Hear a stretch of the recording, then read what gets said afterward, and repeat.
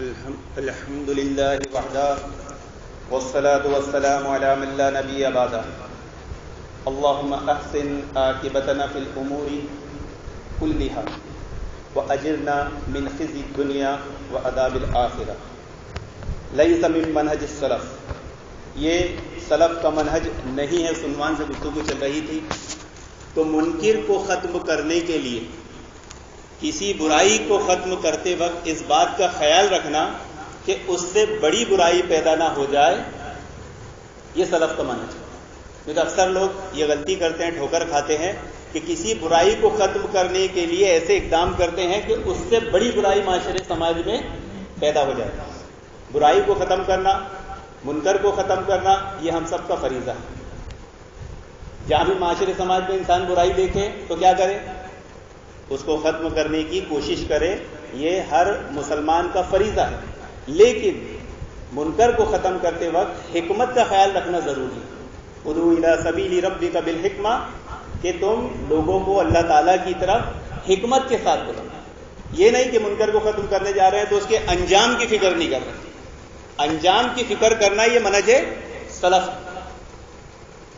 انما الاعمال بالنیات ایک حدیث ہے، اور ایسی ایک حدیث صحیح بخاری میں انما الاعمال بالخواتیم، کہ عملوں کا دار و مدار خاتمے پر، یعنی خاتمے کی انجام کی فکر کرنا.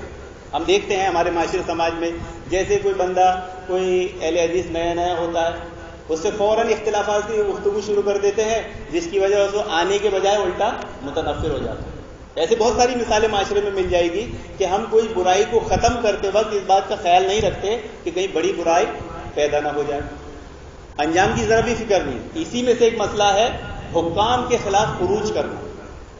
لوگ حکام کے خلاف خروج کرتے ہیں، اور یہ مسئلہ آج کا نہیں ہے، صحابہ کے زمانے سے چلا آ رہا ہے. کہ اس میں جو اختلاف ہوا اور جس چیز کو لوگ نہیں سمجھے، اس کی اصل وجہ یہی ہے کہ انہوں نے منہج سلف کو نہیں سمجھا کہ کیا منہج سلف ہے اور کیا منہج سلف کے عقائد اعمال ہیں، ہماری کیا سوچ سمجھ حکمت ہونا چاہیے، اس کو نہیں سمجھا. مثال کے طور پر اگر ہم حکام کے خلاف خروج کرتے ہیں تو انجام کیا ہوگا؟ حکام اپنے پاور استعمال کرتے ہیں، تو جب وہ پاور استعمال کرے گا تو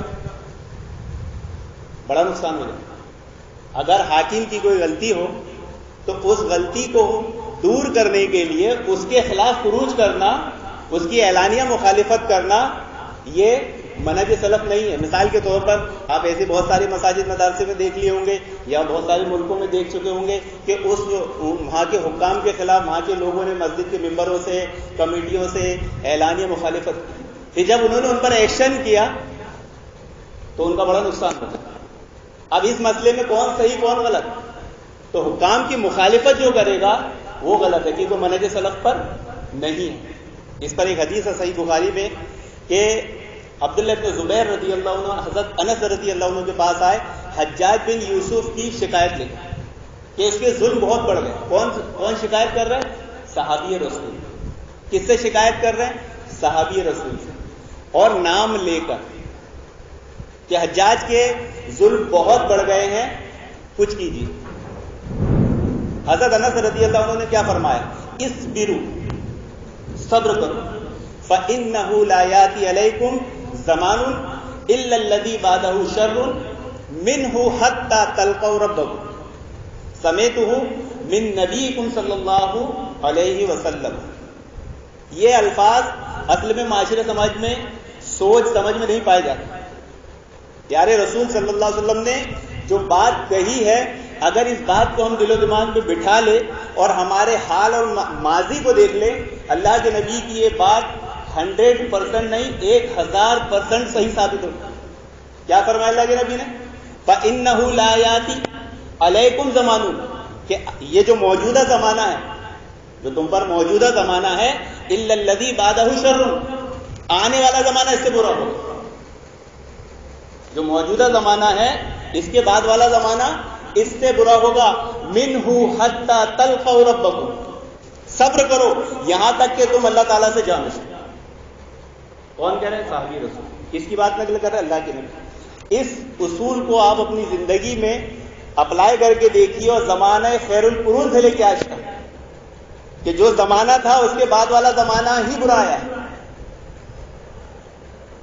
کوئی مثال دے سکتا ہے اکا دکا مثال چھوڑ کر کہ یہ زمانہ بہتر تھا اور اس کے بعد والا زمانہ بھی بہتر ہو ہی نہیں سکتا.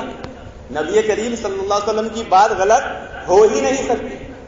اگر ایسی کوئی مثال مل جاتی ہے کہ پہلے کا زمانہ برا تھا لیکن اس کے بعد کا زمانہ اس سے اچھا تھا, تو اس سے اللہ کے نبی کی بات رد نہیں ہوگی, بلکہ اس کو ایک مزید بات مانا جائے گا. مثال کے طور پر کوئی بندہ یہ کہہ دے کہ دیکھو بنو امیہ کی جو حکومت تھی, حضرت معاویہ کے بعد جو بادشاہت آئی اس میں بہت ظلم ہوا, لیکن بنو امیہ کے ایک بادشاہ عمر بن عبد العزیز ایسے آئے کہ انہوں نے 2 سال خلافت کی اور امن و امان تھا.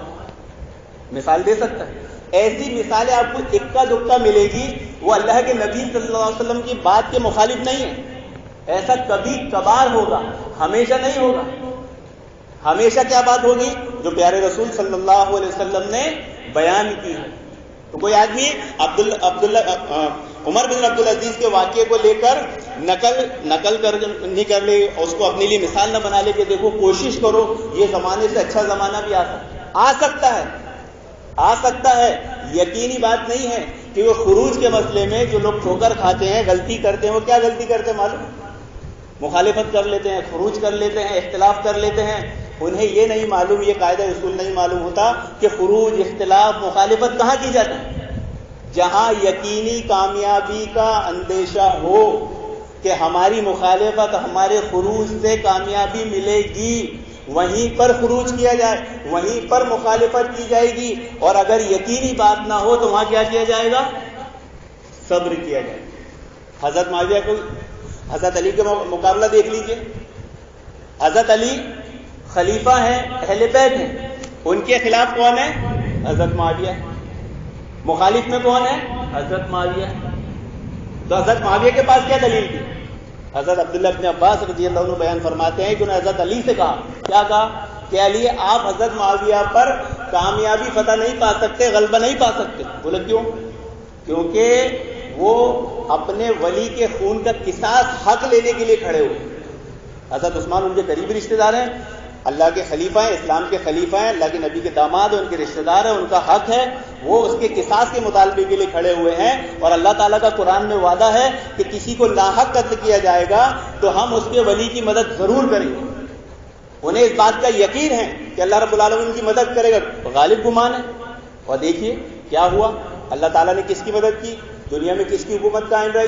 40 سال حضرت معاویہ حکومت, 20 سال گورنر بن کر اور 20 سال خلیفہ بن کر.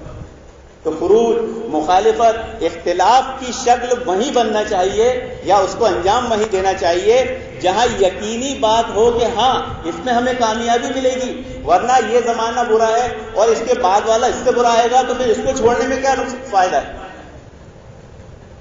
بلکہ اسی زمانے پر اگر آدمی صبر کر لے گا تو اسے صبر کی فضیلت مل جائے گی, صبر کا اجر مل جائے گا, شکر گزاری اس میں پائی جائے گی. اور اگر اس سے منہ موڑے گا تو اس سے بدتر زمانہ ہے. آپ اپنے زمانے میں, اپنے سے پہلے جتنے زمانے سب کو اٹھا کر دیکھ لیجئے, وہاں پر آپ کو یہی دلیل ملے گی. ورنہ شیطان آتا ہے, انسان کو خوب ہرے ہرے باغ دکھاتا ہے اور پھر وہ کچھ بھی مسئلے مسائل لے کر اختلاف کر لیتا ہے, پھر 1 نہیں 2 نہیں 4 جماعتیں بن جاتی ہے. اس کی آگے صورتحال کیا ہوتی ہے آپ آگے کی صورتحال دیکھ لیجیے.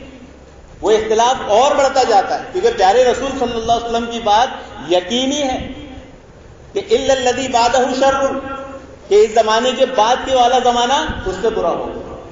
تو ہمیں منہج سلف یہ سکھاتا ہے کہ ہم صبر کا دامن تھامے رکھیں, شکر گزاری کو اختیار کریں, اور اگر کوئی چیز ہمیں ناگوار ناپسند گزرتی ہے حکام کی طرف سے, لوگوں کی طرف سے, تو اس پر کیا کریں؟ صبر کریں, انجام کی فکر کریں. بھائی بات کے زمانے کی فکر کرنا کیا ہے؟ انجام کی فکر ہے نا. ابھی جو برائی ہے یہ برائی اس سے بڑی بن جائے گی تو کیا انجام کی فکر کیے؟ تو جو لوگ انجام کی فکر نہیں کرتے وہ منہج سلف پر نہیں, انجام کی فکر کرنے والا منہج سلف پر ہوتا ہے. اللہ رب العالمین سے دعا ہے کہ اللہ رب العالمین ہمیں منہج سلف پر چل دے, اس پر عمل کرنے کی نیک توفیق عطا فرمائے, اور ہمارا خاتمہ بالخیر بھی منہج سلف پر کرے. آمین یا رب العالمین.